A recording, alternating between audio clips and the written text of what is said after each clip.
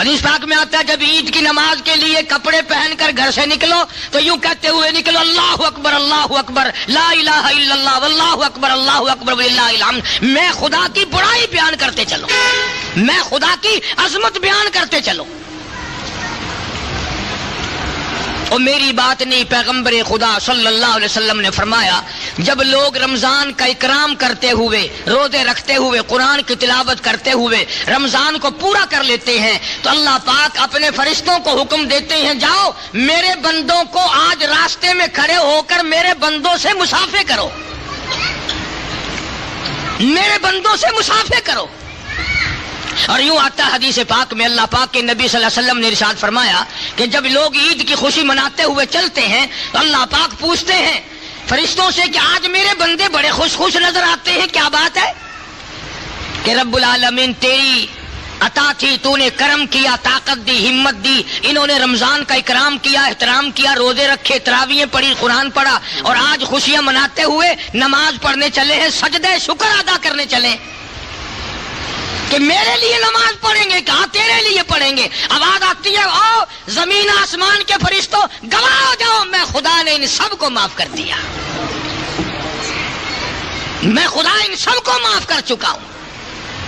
تو خداوند عالم کی کتنی بڑی کریمی, کتنی بڑی رحیمی. اور دو چیزوں کا حکم دیا عید کے دن, ایک صدقۃ الفطر ادا کرو, عید کی نماز سے پہلے پہلے ادا کر دینا چاہیے, بعد میں جو ادا کرے گا مکروہ ہوگا, ادا تو کرنا پڑے گا. پھر بھی ہر وہ بچہ جو عید کی صبح صادق سے پہلے پیدا ہو گیا اس کی طرف سے بھی وہی صدقۃ الفطر دینا پڑے گا جو بڑے کی طرف سے دیا جاتا ہے. اس میں کیا حکمت ہے؟ اللہ پاک کے فرشتے بھی نہیں کھاتے, نہ خدا کچھ کھاتا پیتا ہے, نہ وہ غریب ہے, نہ اسے کپڑے بنانے. اللہ پاک نے فرمایا کہ تمہارے اندر جو غریب لوگ ہوں ان کی بھی عید من جائے. جو تمہارے غریب ہیں تو میرے بندے کی ہمدردی کر, میں تیری ہمدردی کروں گا. تو میرے بندے کی پیاس بجھا, میں تیری قیامت کی پیاس بجھا دوں گا. تو میرے بندے کی بھوک کا علاج کر, میں قیامت کی دھوپ کا علاج کر دوں گا. تو میرے بندے کو کپڑا پہنا, میں قیامت کے دن تجھے جنت کا جوڑا پہنا دوں گا. تو خداوند کریم نے یہ ساری چیزیں بندوں کی ہمدردی کے لیے فرمائی. سرکار دو عالم سب کہہ دو صلی اللہ علیہ وسلم عید کی نماز کے لیے تشریف لے جانے لگے تو آپ نے دیکھا کہ بچے کھیل رہے ہیں اور ایک بچہ دیوار سے لگ کر رو رہا ہے. تو آپ صلی اللہ علیہ وسلم نے اس بچے سے پوچھا کہ تو کیوں نہیں کھیلتا بھائی؟ وہ کہنے لگا جی میری تو خوشی کوئی نہیں, باپ میرا نہیں, ماں میری نہیں, میں تو یتیم ہوں, میں کیا کھیل لوں اور کیا خوشی مناؤں, میری تو کائنات ہی اجڑ گئی. سرکار دو عالم صلی اللہ علیہ وسلم کو دکھ ہوا, صدمہ پہنچا. اور کیوں پہنچا؟ لو آج آپ کو ایک نئی بات سنا دیں, پتہ نہیں زندگی میں پھر ملاقات کا موقع ہے یا نہیں. حضور کریم صلی اللہ تعالی علیہ وسلم کے والد ماجد ماں کے پیٹ میں چھوڑ کر حضور کو رخصت ہو گئے دنیا سے, یعنی حضور ماں کے پیٹ میں یتیم ہو گئے. تو آپ کہو گے یہ تو ہمیشہ ہم سنتے ہیں. اگلی سنو, سیدہ حلیمہ کے یہاں آپ نے پرورش پائی رضی اللہ تعالی عنہا. وہ کتنی مقدروں والی مائی تھی جو سرکار کو ایک ایک دن میں سینکڑوں مرتبہ بوسے دیتی تھی. اور جب آپ چلنے لگے تو مکے میں حضرت آمنہ نے اپنے پاس رکھ لیا رضی اللہ تعالی عنہ. حضور کی والدہ ماجدہ نے, حضور کی والدہ مدینہ منورہ کی تھی, یعنی حضور کا ننیال مدینے میں تھا. سیدہ آمنہ کا جو پیکا ہے میکا ہے وہ مدینہ ہے. تو مدینے میں لے کر کے گئی ہے حضرت آمنہ حضور کریم صلی اللہ علیہ وسلم کو, اللہ غنی. اور پھر گود میں لے کر حضرت عبداللہ کی قبر پہ گئی ہے, یعنی حضور کے والد کی قبر پہ گئی ہے. حضرت آمنہ انگلی پکڑ کے لے کے گئی ہے رحمت دو عالم صلی اللہ تعالی علیہ وسلم کی, اور وہاں قبر پہ روئی ہے عبداللہ, او عبداللہ اے کاش تو اپنے بچے کو دیکھ لیتا, 14ویں کا چاند شرماتا ہے تیرے جوان کے مقابلے میں. عبداللہ تیرے یتیم کا جگمگانا تو دیکھو, اس کی چہرہ تو دیکھو, اس کا خوبصورت ڈیل ڈول تو دیکھو. روئی ہے حضرت آمنہ حضرت عبداللہ کی قبر پہ کھڑی ہو کر. حضرت آمنہ کو یہ تو پتہ نہ تھا کہ میں تو باپ کے صدمے کو رو رہی ہوں کہ میرا بیٹا یتیم ہو گیا، 1-2 دن میں ماں بھی چلی جائے گی، 1-2 دن میں ماں بھی چلی جائے گی. سیدہ آمنہ رضی اللہ تعالی عنہ وہی مدینے میں بیمار ہوئی، اور اتنی بیمار ہوئی، یوں لکھا علماء نے، سامنے حضور تشریف فرما ہے اور آمنہ دیکھ کے رونے لگی، بیٹا ایک یتیم اور ایک پردیس میں، ایک تو آگے یتیم اور ایک پردیس، اور میں ماں بھی تجھے چھوڑ کے جا رہی ہوں. علماء نے لکھا ہے کہ حضور کریم صلی اللہ علیہ وسلم بھی آسمان کی طرف کبھی اپنی امی کی طرف دیکھتے تھے اور کبھی آسمان کی طرف دیکھتے تھے، گویا خدا سے پوچھتے تھے میرے اللہ یہ کیا ہو رہا ہے؟ باپ تو پہلے نہ تھا، ماں بھی چل رہی ہے. سیدہ آمنہ نے بھی جواب دے دیا رضی اللہ تعالی عنہ.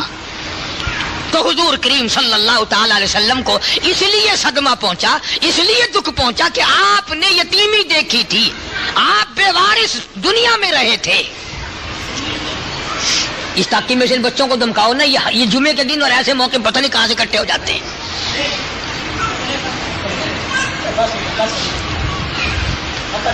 تو میں عرض کر رہا تھا کہ حضور کریم صلی اللہ علیہ وسلم نے اس یتیم بچے کو دیکھا جو دیوار سے کھڑا ہو کے رو رہا تھا. آپ نے پوچھا تو کیوں نہیں کھیلتا؟ کہنے لگا جی میری تو خوشی کوئی نہیں. بس آپ نے اس بچے کی انگلی پکڑی اور گھر لے گئے، اور وہاں جا کر حضرت عائشہ صدیقہ رضی اللہ تعالی عنہا سے فرمایا تیرا میرا بیٹا کوئی نہیں، اللہ نے بیٹا دے دیا، اسے اپنا بیٹا بنا لے. اسے نہلایا دھلایا، کپڑے پہنائے، اور حضور کریم صلی اللہ تعالی علیہ وسلم اپنی رحمت والی انگلی اس کے ہاتھ میں دے کر پھر لے کے چلے، اور انہی بچوں کے پاس سے گزر ہوا جو پہلے کھیل رہے تھے. وہ سارے بچے دوڑ کر آئے اور اس بچے سے کہنے لگے کہ یہ کیا کمائی کر لی، یہ کیا کمائی کر لی؟ بچہ کہنے لگا میرے باپ آج کے بعد کالی کملی والے ہیں، میری اماں آج کے بعد عائشہ صدیقہ ہے، میں یتیم تھا، انہوں نے مجھے اپنا بیٹا بنا لیا، میں ان کے گھر میں گیا کھا پی کر آیا ہوں، آج میری سب سے بڑی خوشی ہے، کسی کا ابا بلال ہے، کسی کا ابا فاروق ہے، کسی کا ابا طلحہ ہے، کسی کا ابا سلمان فارسی، کسی کا ابا زبیر ہے، کسی کا ابا عبد الرحمن ابن عوف ہے، کسی کا ابا حضرت سعد ابی وقاص. لوگوں آج کے بعد میرا ابا کالی کملی والا ہے. ان بچوں کو بھی اتنی قدر تھی کہ وہ سارے بچے رونے لگے اور کہنے لگے کاش آج ہم بھی یتیم ہوتے، کاش آج ہم بھی یتیم ہوتے، آج ہمارے بھی حضور باپ بن جاتے صلی اللہ علیہ وسلم.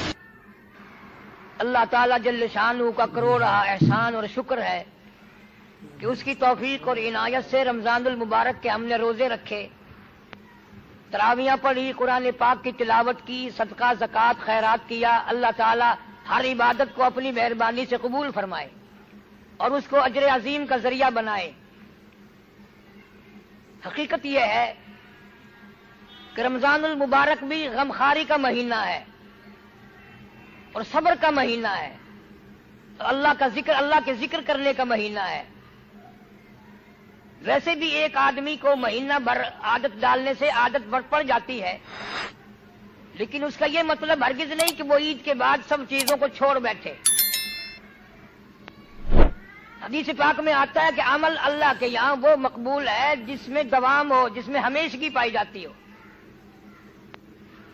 کسی نے حضرت مولانا محمد قاسم صاحب نانوتوی رحمۃ اللہ علیہ سے پوچھا کہ حضرت نماز پڑھ کے خالی چلے جاتے ہیں، معلوم نہیں قبول ہوئی کہ نہیں.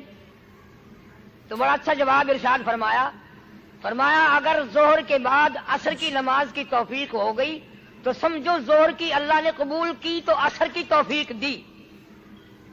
اگر عصر کے بعد مغرب کی نماز کی توفیق ہو گئی تو سمجھو کہ عصر کی نماز اللہ نے پہلے قبول کر کے پھر مغرب میں آنے کی توفیق دی. تو جن لوگوں نے رمضان المبارک میں بڑی دل جمی سے، شوق سے، ذوق سے نمازیں پڑھی، اب اگر نمازیں پڑھتے رہیں گے تو سمجھو کہ رمضان کے مہینے کی نمازیں قبول ہو گئی۔ اللہ تعالیٰ پہلے قبول فرماتے ہیں اور پھر اجر کی اور اس کے دوبارہ ادا کرنے کی توفیق عطا فرماتے ہیں۔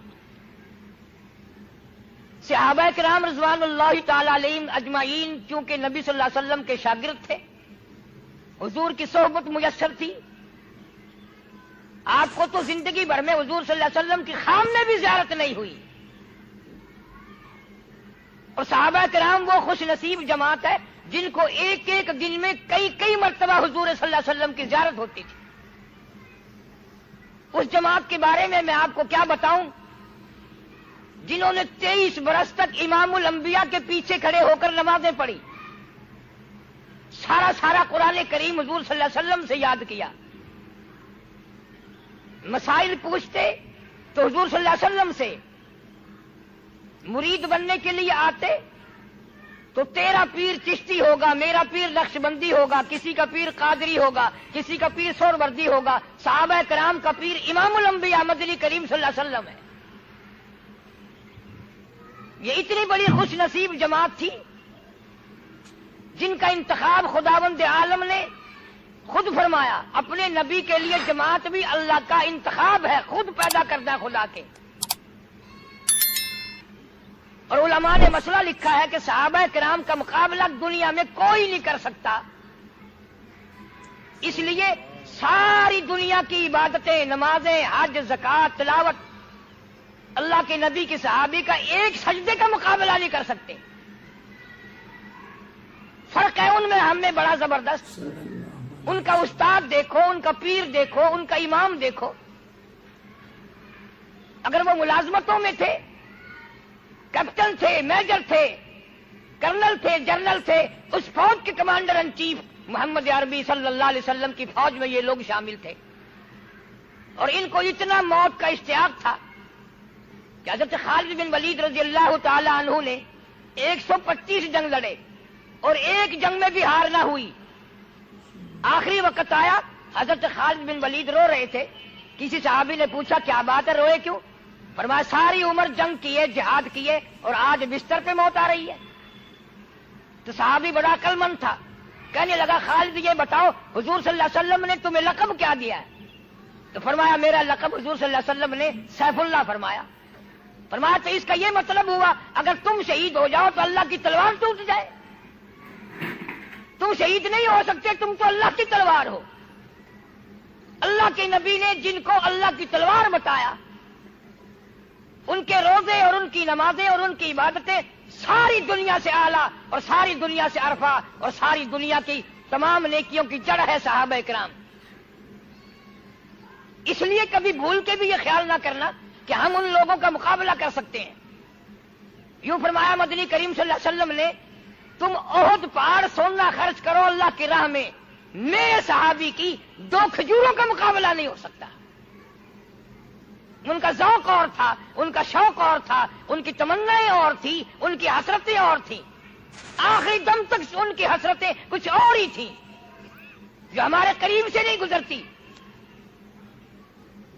نبی کریم صلی اللہ علیہ وسلم عید کی نماز، عید کے لیے تشریف لے جا رہے ہیں، بچوں کو کھیلتے دیکھا اور ایک بچہ علیحدہ کھڑا ہو کے رو رہا ہے۔ اس نبی صلی اللہ علیہ وسلم کی عادت تھی کمزور کے پاس آنا، محتاج کے کام آنا۔ اس بچے نے پوچھا بھی سب بچے کھیل رہے ہیں، تو کیوں رو رہا ہے؟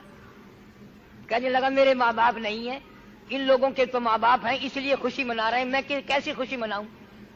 جناب مدنی کریم صلی اللہ تعالی علیہ وسلم نے اس بچے کو ساتھ لیا، گھر لے گئے، نہلایا دلایا، کپڑے پہنائے، واپسی میں تشریف لائے۔ اس بچے نے حضور کریم صلی اللہ علیہ وسلم کی انگلی پکڑی ہوئی ہے۔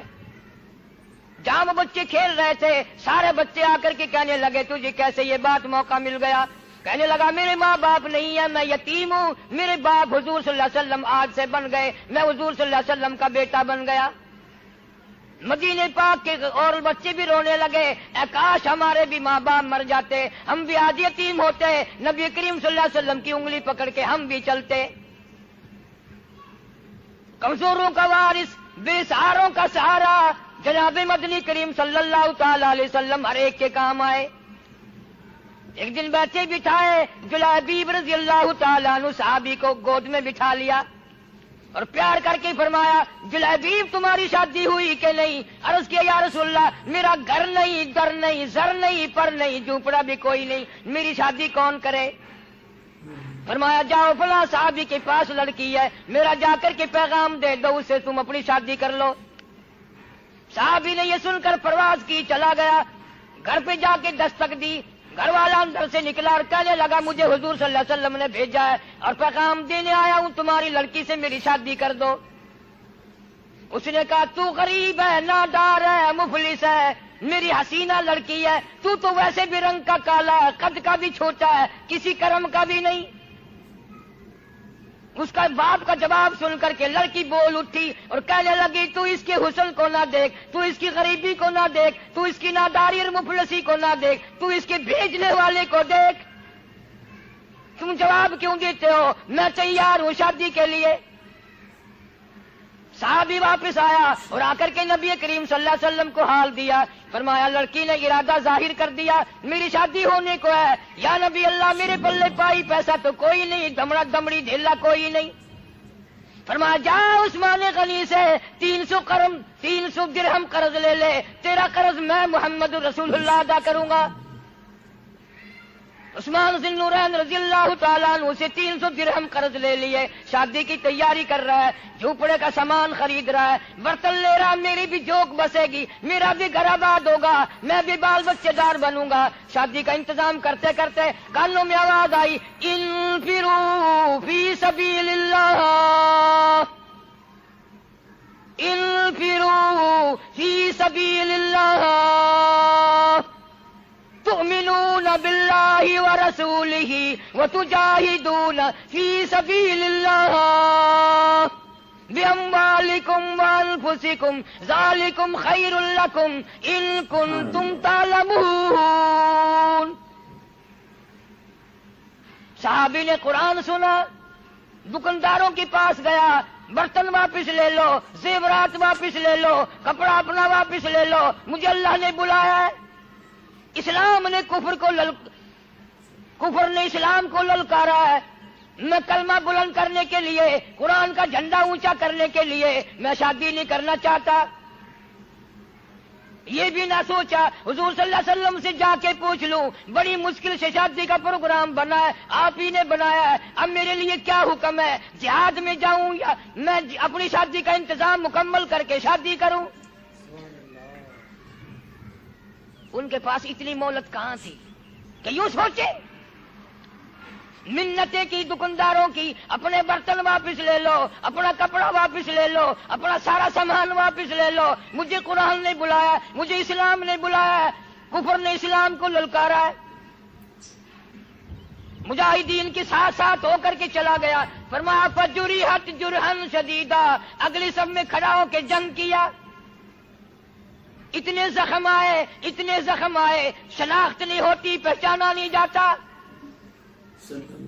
بہن نے انگلیوں کے پوروں سے پہچانا، ابھی دم آ رہا تھا.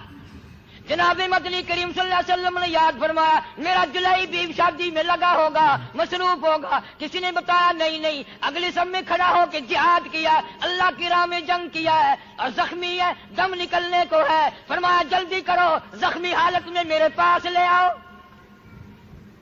جناب مدنی کریم صلی اللہ علیہ وسلم نے اپنی رحمت والی گود میں سر رکھ لیا، مسکرانے لگا. فرمایا فزت برب الکعبہ، اور نوجوان رب کعبہ کی قسم تو بڑا کامیاب ہے.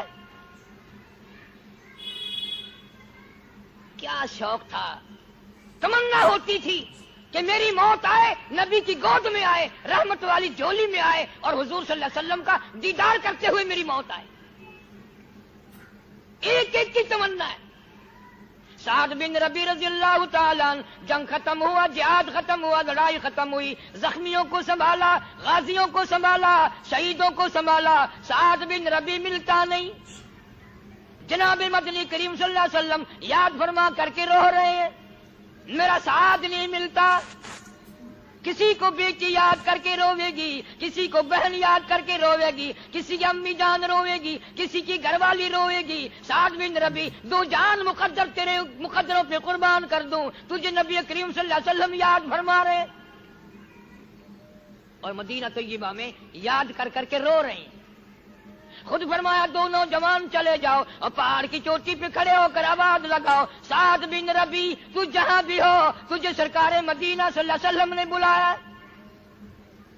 دو جوانوں نے آوازیں لگائی، ایک غار میں سے دھیمی دھیمی دھیری دھیری آواز آئی، میں چل نہیں سکتا، تم میرے پاس آ جاؤ۔ صحابہ پہنچے، محدثین نے لکھا ہے 80 کے قریب زخم ہے، 80 کے قریب زخم ہے۔ وہ کہنے لگا مجھے اٹھا کے لے چلو، اللہ والے اٹھائیں کیسے، انگلی رکھنے کی گنجائش نہیں ہے، سارا بدن کٹا ہوا ہے، تجھے اٹھائیں کیسے؟ انہوں نے کہا اتنی ہمت کرو، تم کوشش کرو، اللہ پاک سبب بنائے گا، میری تمنا ہے۔ کسی صحابی نے کہا اب آخری وقت میں کیا بیوی کو دیکھنا ہے؟ نگر نہیں۔ بچوں کو دیکھنا ہے؟ نگر نہیں۔ پھر کیا دیکھنے کا شوق ہے؟ انہوں نے کہا میری عمر بھر کی تمنا ہے، میری حسرت ہے، میرا آخری وقت جو آئے وہ حضور صلی اللہ علیہ وسلم کی زیارت کرتے ہوئے آئے، حضور صلی اللہ علیہ وسلم کا دیدار کرتا جاؤں۔ اللہ پاک مجھ سے پوچھے گا دنیا سے کیا لایا، عرض کروں گا تیرے محبوب صلی اللہ علیہ وسلم کا دیدار لایا ہوں۔ حضور صلی اللہ علیہ وسلم مدینے سے باہر چلے، کسی نے پوچھا یا رسول اللہ کدھر؟ فرمایا سعد بن ربی مل گئے ہیں، زیارت کا متمنی ہے، دیدار کا بھوکا ہے، کچھ میں چلوں گا کچھ وہ چلے گا، درمیان میں ملاقات ہو ہی جائے گی۔ سعد بن ربی کو اٹھا کے لا رہے ہیں، بے ہوش ہے، خون ٹپک رہا ہے، لہو ٹپک رہا ہے، ساری جان زخمی ہے۔ رحمت دو عالم صلی اللہ علیہ وسلم نے زخمی سر اپنی گود میں رکھ لیا اور پوچھا سعد بن ربی تیرا کیا حال ہے؟ صحابی کہنے لگا یا رسول اللہ میرے دکھڑے ٹل گئے، میرے غم غلط ہو گئے، میری پریشانیاں چلی گئی، تیرا دیدار مل گیا، مجھے سب کچھ مل گیا۔ پیشانی پہ بوسہ دے کر فرمایا فزت برب الکعبہ، او نوجوان رب کعبہ کی قسم تو بڑا کامیاب ہے۔ مسکرانے لگا۔ حضور کریم صلی اللہ علیہ وسلم نے پوچھا کیا شوق ہے، کیا کرتا ہے اس وقت؟ کہنے لگا میری تمنا پوری ہو گئی، تیرے چہرے پہ فدا شمس و قمر، تیرے چہرے پہ فدا شمس و قمر، تیری زلفوں پہ تصدق شام و سحر، رخساروں پہ ٹھہرے کس کی نظر، تیری پیاری ادا کا کیا کہنا۔ میں اپنے مقدر پہ ناز کرتا ہوں، کوئی بستر پہ مرے گا، کوئی اسپتال میں مرے گا، کوئی ایکسیڈنٹ میں زور پہ سڑک پہ مرے گا، کوئی بیوی کو دیکھتا ہوا مرے گا، کوئی بچوں کو دیکھتا ہوا مرے گا، کوئی ڈاکٹر کو دیکھتا ہوا مرے گا، کوئی نرس کو دیکھتا ہوا مرے گا۔ میں اپنے مقدر پہ ناز کرتا ہوں، تیری رحمت والی گود میں دم توڑ رہا ہوں۔ بخاری شریف میں روایت ہے جتنی طاقت تھی پوری سے اچھل کر پلٹ کر حضور صلی اللہ علیہ وسلم کی گود سے قدموں میں اپنا رخسار مبارک رکھ دیا، تیرے قدموں میں دم نکل جائے میں بڑا کامیاب۔ اعلان ہو گیا سعد بن ربی شہید ہو گئے، جنازہ تیار ہے۔ خدا کی قسم صدیق اکبر رضی اللہ تعالیٰ عنہ جیسے بھی کھڑے ہوئے رو رہے ہیں، اے کاش یہ موت میری ہوتی، نبی کی گود میں میرا دم ٹوٹتا، میرا آخری سانس حضور صلی اللہ علیہ وسلم کے دیدار میں جاتا۔ فاروق اعظم رو رہے ہیں، بڑے بڑے ذی-النورین رو رہے ہیں صحابی کہ آکاش یہ موت میری ہوتی، حضور صلی اللہ علیہ وسلم کی رحمت والی گود میں میرا دم ٹوٹتا۔ جنازہ حضور صلی اللہ علیہ وسلم نے پڑھایا، مدینے کی گلیوں سے جنازہ گزر رہا ہے۔ اللہ تعالیٰ میری تیری موت بھی مدینے میں عطا فرمائے، بڑی کامیابی ہے۔ مدینے کی موت یوں ہی نہیں ملتی، بڑے شوق سے بڑے ذوق سے مدینے کی موت ملتی ہے۔ ایک ایک اللہ والے نے 40 سال مدینے میں گزارے اس لیے کہ موت مدینے میں آ جائے۔ امام مالک رحمت اللہ علیہ نے ساری زندگی میں ایک حج کرنے کے بعد پھر حج کے لیے بھی نہیں گیا، مدینے سے باہر موت نہ آ جائے۔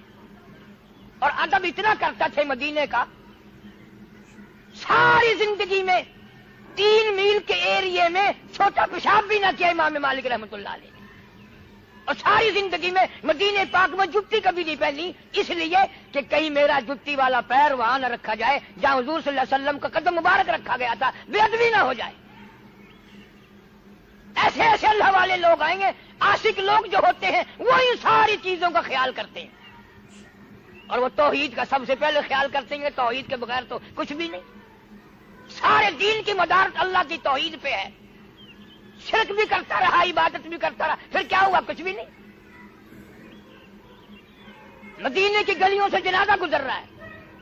حضرت ابو ہریرہ رضی اللہ تعالیٰ عنہ فرماتے ہیں کہ میں تو ہر وقت حضور صلی اللہ علیہ وسلم کی اداؤں کو دیکھتا تھا، تو آپ ایڑیاں اٹھا اٹھا کر پنجوں کے بل چل رہے ہیں جنازے کے ساتھ ساتھ۔ سبحان اللہ، وہ کتنا مبارک جنازہ ہوگا جو حضور صلی اللہ علیہ وسلم نے پڑھایا، اور جنازے کے ساتھ بھی حضور صلی اللہ علیہ وسلم تشریف لے جا رہے ہیں۔ ابو ہریرہ نے عرض کیا، یا رسول اللہ، کانٹے نہیں، روڑا نہیں، پتھر نہیں، آپ یوں تنگی سے چل رہے ہیں، کیا بات ہے؟ فرمایا انی ارا ما لا ترا، ابو ہریرہ جو میں دیکھوں تم نہیں دیکھ سکتے۔ اس اللہ والے نے جہاد میں آ کر کے جان دے دی، 80 کے قریب زخم کھائے، میری رحمت والی گود میں دم توڑا، جنازہ میں نے پڑھایا۔ اس وقت جنازے پہ اتنا رش ہے فرشتوں کا کہ جنازے کے چاروں طرف اتنا نوری فرشتہ جنازہ پڑھنے کے لیے آیا ہوا ہے، پورا قدم رکھنے کی گنجائش نہیں ہے، پورا قدم رکھنے کی گنجائش نہیں ہے، چاروں طرف اتنا فرشتوں کا جم گٹا ہے۔ اور آپ اور میں یہ سوچتے ہیں چلو بھائی اتنے فرشتے نہیں تو 100-200 فرشتے تو آ جائیں، مگر کیسے آئیں؟ وہ عبادت کیسے کریں گے جو صحابہ کرام نے کی؟ ان میں جو اخلاص تھا جان دینے تک کا، وہ ہم میں کیسے ہو سکتا ہے؟ غریب پروری ہم سے نہیں ہو سکتی، ہم کمزور کی ہمدردی ہم سے نہیں ہو سکتی، ماں باپ کی خدمت نہیں ہو سکتی، اور کیا عبادت کریں گے؟ جناب مدنی کریم صلی اللہ علیہ وسلم جنازے کے ساتھ ساتھ تشریف لے گئے، جنت البقیع میں جنازہ پہنچا، یوں فرمایا میت کو قبر میں رکھ کر تم چلے آؤ، قبلہ رخ میں اپنے ہاتھوں سے موڑوں گا۔ سبحان اللہ، اس کی قبر میں حضور صلی اللہ علیہ وسلم تشریف لائے اور قبلہ رخ اپنے ہاتھوں سے موڑا۔ جب قبر سے باہر تشریف لائے تو مسکراتے ہوئے کسی صحابی نے پوچھ لیا، یا رسول اللہ، آپ تو فرماتے ہیں قبر بڑی وحشتناک جگہ ہے، بڑی خوفناک جگہ ہے، اور آپ ہنستے ہوئے تشریف لائے۔ فرمایا میں کیا کروں، سعد بن ربی جس وقت قبر میں رکھا اور میں نے قبلہ رخ منہ موڑا تو وہ خود ہنس رہا تھا۔ یا رسول اللہ، قبر میں ہنس رہا تھا؟ فرمایا ہاں، جنت کے حور و غلمان نے کھڑکی کھولی اور تمام کے تمام نے اس کو مبارکباد دی، جنت کی ہوائیں اور خوشبوئیں اور حور و غلمان کا جمگٹا دیکھ کر وہ ہنسنے لگا، میں سعد کو دیکھ کے ہنسنے لگا، وہ ان کو دیکھ کے ہنسنے لگا۔ تو دوستوں اور بزرگوں، گزشتہ عید میں کتنے بھائی ہمارے ساتھ عید کی نماز میں شامل تھے، خوشیوں میں شامل تھے، کتنی بہنیں بیٹیاں شامل تھیں، لیکن مختلف بہانوں سے بوسینیا میں، ہندوستان میں، کشمیر میں ہزاروں نہیں، لاکھوں نہیں، کروڑوں آدمی دنیا سے چلا گیا۔ آج وہ قبروں میں آہیں بھر رہے ہیں، میری تیری دعاؤں کے منتظر ہیں کہ لوگ روزہ رکھ کر ہماری بخشش مغفرت کے لیے بھی دعا کریں، اپنے لیے بھی دعا کریں۔ جناب مدنی کریم صلی اللہ تعالی علیہ وسلم نے فرمایا، او لوگوں، آخرت کی تیاری کرو، موت آنے والی ہے، ٹلنے والی نہیں۔ ارشاد فرمایا جناب مدنی کریم صلی اللہ علیہ وسلم نے، او لوگوں، میری امت پہ ایک وقت ایسا آئے گا، لوگ اتنے بگڑیں گے، معاشرہ اتنا برباد ہوگا، ماحول اتنا غلط ہوگا، کلمہ پڑھتے ہوئے موت نہیں آئے گی، قرآن پاک کی تلاوت کرتے ہوئے موت نہیں آئے گی، درود پاک پڑھتے ہوئے موت نہیں آئے گی، ادھر موت کا جھٹکا لگے گا، ادھر منہ میں کنجری کا گانا ہوگا۔ جناب مدنی کریم صلی اللہ تعالی علیہ وسلم نے فرمایا، ایسا خطرناک وقت آئے گا، صبح کو آدمی اچھا بھلا مومن مسلمان ہوگا، شام کو موت آئی تو جنازہ کافر کا اٹھ رہا ہوگا۔ جناب مدنی کریم صلی اللہ علیہ وسلم نے ارشاد فرمایا، وقت ایسا آئے گا، ہر کمرے سے، ہر بلڈنگ سے، ہر کوٹھی سے، ہر بنگلے سے، چاروں طرف سے کنجری کی آواز آنے لگے گی۔ اس لیے قرآن کریم للکارتا ہے، کہتا ہے وَكَمْ أَهْلَكْنَا قَبْلَهُمْ مِنَ الْقُرُونِ وَكَمْ أَهْلَكْنَا قَبْلَهُمْ مِنَ الْقُرُونِ۔ لوگوں زیادہ حرکت نہ کرو، زیادہ کرنا دکھاؤ. میں اپنی بے نیازیوں پہ اگر آ گیا پھر خاندان کی بات نہیں، قبیلوں کی بات نہیں، میں تو ملکوں کے نام و نشان مٹا دیا